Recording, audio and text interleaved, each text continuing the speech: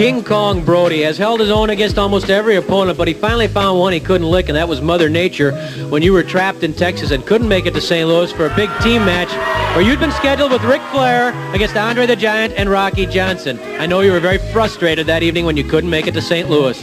You know, there's a lot of controversy about Bruiser Brody, King Kong Brody, not showing up against Andre the Giant.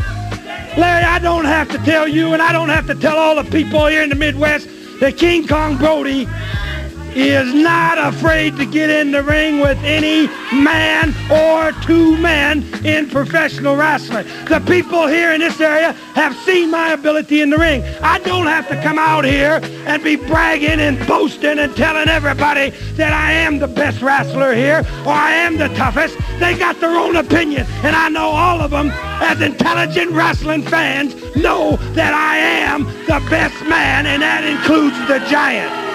Now, I know one thing that's been getting under your skin is that Dick Murdoch's been bragging about how he had to replace you and how he won the match for his team. I understand there's a little bad blood even between you and Murdoch. Let me tell you something.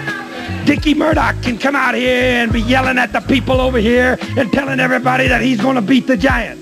You know and I know and everybody else knows the Giant is undefeated. Nobody beats the Giant.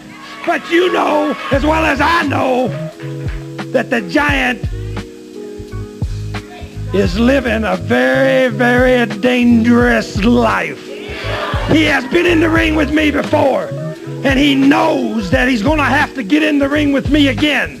He got a breather. Let's call it a breather, a buy on time. He's got Dickie Murdoch in the ring, which I know makes Andre the Giant and his manager very, very happy.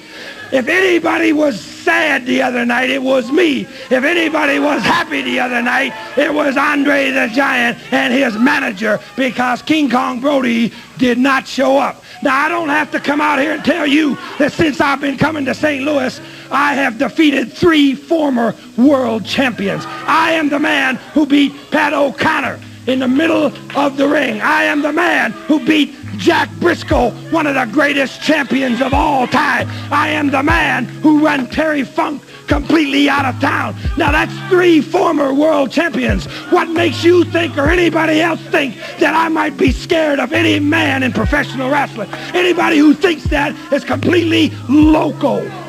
I know one thing.